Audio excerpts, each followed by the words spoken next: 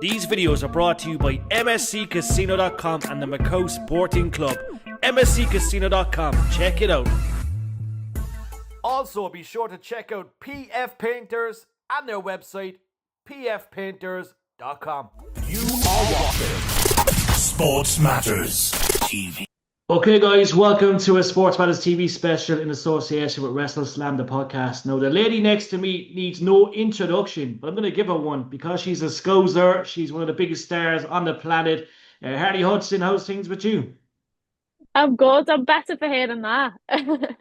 Listen, it's always good to hear a Scouse accent. But Harley, it's been an incredible couple of years for you, especially these last couple of months. But obviously TNA got that signature. They were after your signature. They've got it. Talk about the last couple of months. Obviously, the last couple of weeks. What was it like to finally sign with TNA? Yeah, it was amazing. Obviously, it was a long time coming, not just only from being on the Indies, but also since Gut Check. So it's just surreal. It's amazing. I'm so glad that it's finally happened for me, and I feel like it's worked out at the best possible time for me and for how the company is going. I feel like there was no better time to sort of come in. So yeah. Definitely. Look, it's down to all the hard work. You're at this a long time. I remember when you first kind of started back in 2019, but you're closing in on over 300 matches. I think you're around the 270 mark, which is incredible. You've had that many matches.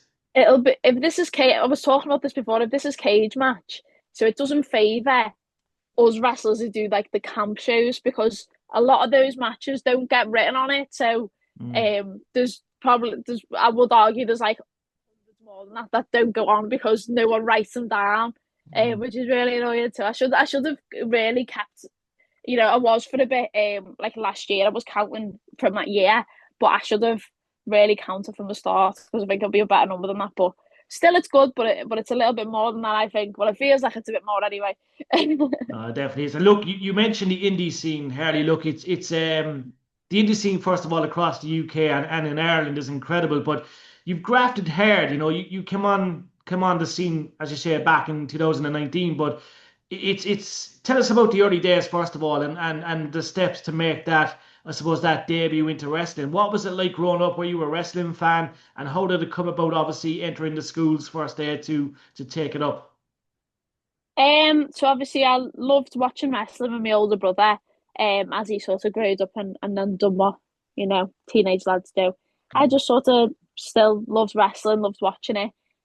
Begged my mum to take me to training, obviously she did. And obviously at first it was really, really difficult. It's still really difficult now, but it was really, really hard. I was naturally quite a shy kid anyway, so it was a big sort of step out of my comfort zone. But I really wanted to do it. So I think if you want something bad enough, like, you will do it. So I was worked really, really hard. A lot of the promo and the character sides of it I found easier than the actual wrestling. So often things that people picked up quite easy, I had to maybe try a couple of times first, or it was always that way for me. But I think then, when I get to a moment like now when I'm on these bigger shows, I appreciate it so much more because I know that a lot has been put into being like where I am today and who I am today. So yeah. And like a lot of people don't see that. Obviously, look, this day and age, kids turn on the TV and you've got TNA and WWE, and it's just there, but they don't realize the journey that you have to go through, all the traveling around the UK, around Wales, Scotland, and beyond. But it's tough, and you know what I mean. Wrestling is a tough industry. Obviously, you learned a lot so far, and there's a lot more to learn, but it is a tough industry, isn't it? Yeah, definitely. And I think it's one of those jobs where it does change every day. Every show you're at's different, and you can start getting comfortable or start expecting something, and then something happens. It's one of them.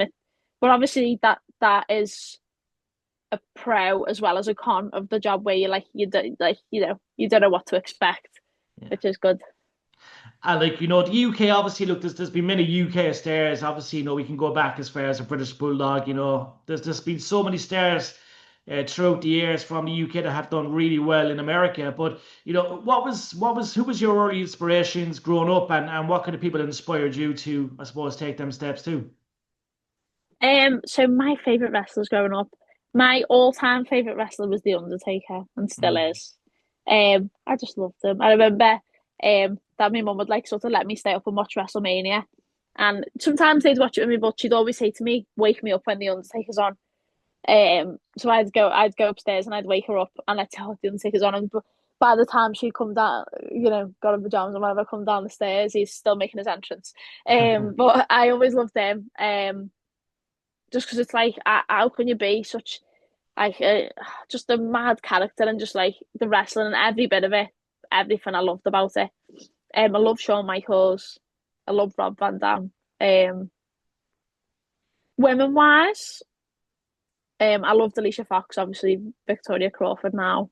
Mm. Um, and then obviously sort of like later on, like I love Charlotte. I always thought she was just like so brilliant. And then obviously I had started training at that point when she was, on one of the WrestleManias and stuff. And she really was someone who made me like want to continue and want to like, that's really cool what she's doing. Like, make me want to do it more. Do you know what I mean? And like it's only fair to dare and dream what's ahead for you. Look, we're obviously TNA is now here. You look at that roster right now in TNA. There's obviously a lot of people here that stand out and that appeal to you. I think any match that you're in is always a great match. But let's talk that women's division at TNA. These girls better be on standby because you're coming, and I can see gold around that way soon. I know, I'm hoping so. I'm gonna do all the things that you need to do to get there, and hope that it pays off for me. But yeah, as I say, all of the women at TNA all know how to, I'd be more than happy to get in the ring with. Um they're all fabulous. Yeah, I'm really excited to see, the different matches that I'll be able to be a part of in my time there. I'm really looking forward to it. So yeah.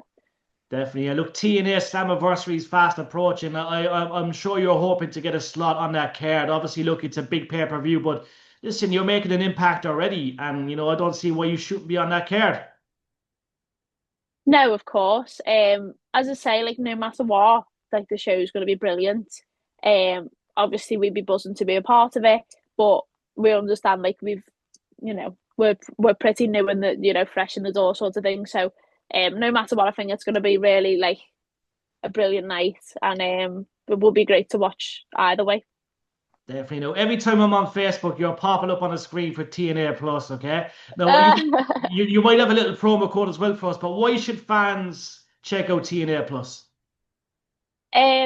Obviously it's like a great app. Now they've added so much more stuff to it, like the back catalogue of all the matches and stuff. So, hours and hours of stuff to watch. You know what I mean, you can't get bored of that. And now I'm on it, like it's arguably a little bit more interesting. But if people at home, well, obviously UK and Ireland are wanting to sign up, if you use code British Babe, that gets you a free month. You can thank me for that. But check it out, and also check my matches out while you're there. Come on. Oh, I love it. I love it. And listen, speaking of matches, obviously, look, there's a busy couple of months ahead. But when you're a girl from the UK, obviously a Scouser, what's it like? What's the initial thoughts of being out in America? Obviously, look, it's like Ireland. Some people get homesick. Liverpool, UK is a great place, but obviously, look, them big lights appeal to you in the States, and obviously, look, it's something that you've wanted for a long time. It's obviously, it's what you really wanted, isn't it? Yeah, of course. Obviously it is a big change from being in Liverpool.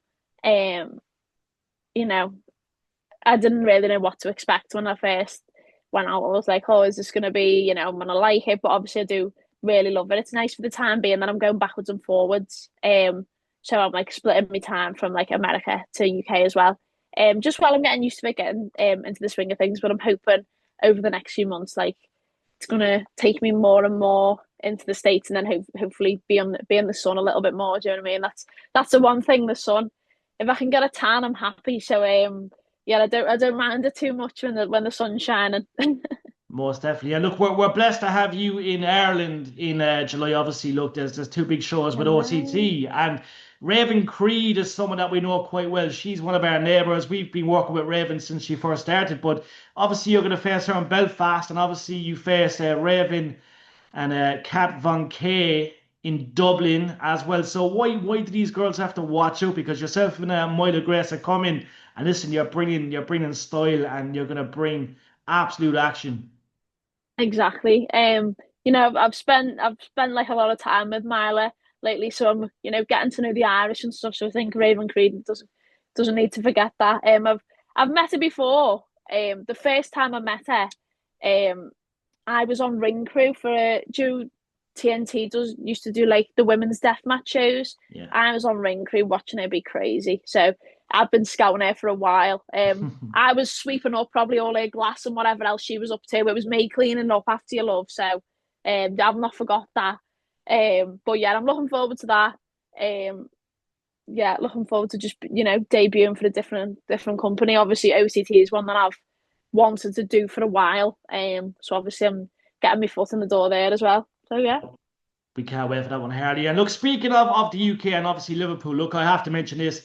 Obviously, we done a lot of stuff with Zach Gibson over the years as well, but there's a lot of stars in Liverpool right now. Who should we watch out for, Harley? Because look, this is the start of the takeover. Liverpool is coming; they're going to dominate America, TNA. But anyone that we should watch out for in Liverpool, because look, there's a lot of people you could mention, but anyone that we should watch out for. In terms of actual like scousers, obviously, there's people that you'd already know. Do you know what I mean? I'm waiting for some more scouse girls to sort of come through. But I'd say, shocking, but someone from Manchester, probably shouldn't be saying it, but Holly Barlow, if you know her. Yeah. So she wrestled for a while and then had a hiatus through COVID and stuff, and she's like back now. I'd say she's really a lot of fun. So if you're looking for someone, obviously a great wrestler, fun, character, really entertaining, stunning. You know what I mean? She's the full package. So I'd say Northwest wise, I'd say for girls, keep an eye out for that one. Yeah. I love it. Harley, listen, we're going to see you in Dublin in a couple of weeks. Obviously, the start of July, so we're not far away from that. But we're looking forward to seeing all teams Harley Hudson and TNA. We'll catch you in Dublin very soon. And listen, thank you for your Yeah. time. We appreciate it, Thank you.